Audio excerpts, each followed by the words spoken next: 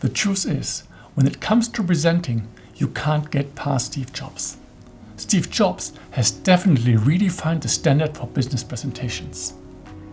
I took a close look at his major presentations and identified 3 principles that will take your presentation to a whole new level.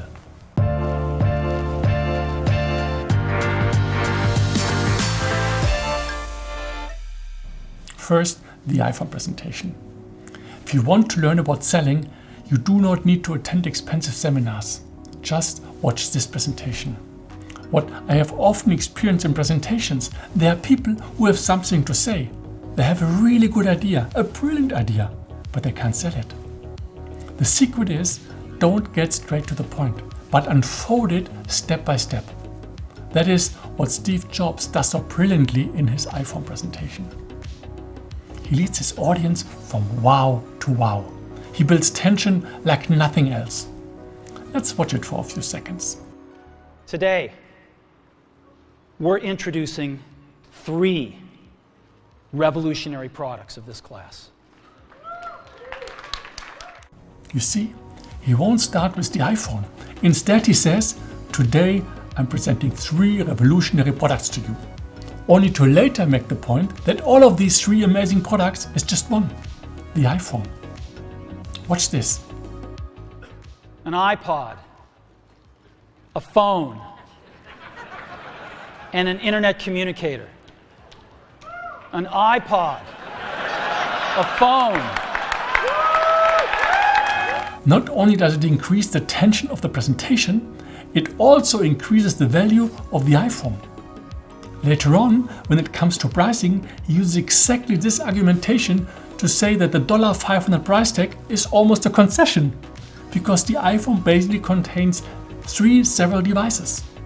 This is how you sell an idea. What do we learn from this? The first principle: the greater your idea, the slower you should unfold it.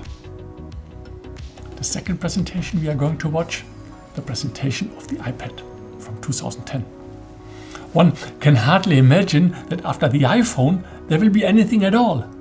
But Steve Jobs manages to position the iPad perfectly by creating a gap between the iPhone and the MacBook. Have a look. And the question has arisen lately, is there room for a third category of device in the middle? Something that's between a laptop and a smartphone. And of course, we've pondered this question for years as well. The bar is pretty high. In order to really create a new category of devices, those devices are going to have to be far better at doing some key tasks. They're going to have to be far better at doing some really important things. Better than the laptop, better than the smartphone. What kind of tasks? Well, things like browsing the web. That's a pretty tall order. Something that's better at browsing the web than a laptop? Okay. Doing email. Enjoying and sharing photographs. Video, watching videos.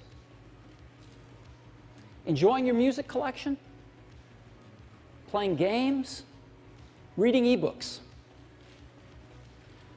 If there's going to be a third category of device, it's going to have to be better at these kinds of tasks than a laptop or a smartphone. Otherwise, it has no reason for being. This is where he opens the gap, and now he is filling the gap with criteria. The secret: before you present your idea, make the problem that needs to be solved as big as possible. Set standards and criteria that the idea, the product, must meet. Your audience will be all the more excited about the solution. This leads us to the second principle. The bigger the gap you show, the better your idea will fit in. The third presentation we are looking at? That's right, the MacBook Air. You knew what was coming, right? Of all of his presentations, the presentation of the MacBook Air has been the longest in my memory. You know it? What do you remember?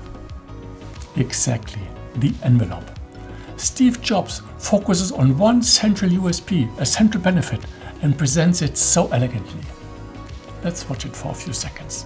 It's so thin, it even fits inside one of these envelopes that we've all seen floating around the office. And so let me go ahead and show it to you now.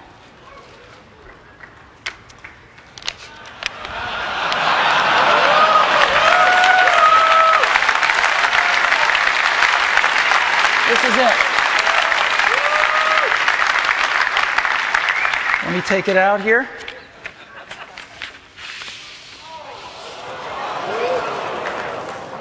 This is the new MacBook Air, and you can get a feel for how thin it is. I love this presentation. When something unique becomes tangible. Such a brilliant idea. But it doesn't just happen. You really have to sit down and think, how could I present this point to my audience in a very vivid way? Which object could I take with me on stage? What makes it attractive and illustrative for my audience? The third principle, the smarter you state your idea, the longer it will be remembered. To recap, 3 principles we can learn from Steve Jobs. The greater your idea, the slower you should unfold it. The bigger the gap you show, the better your idea will fit in. And the smarter you state your idea, the longer it will be remembered. That's it for today. If you like these tips, just click on subscribe. And if you want help with your presentation, send it to me and we will look at it. See you and bye-bye.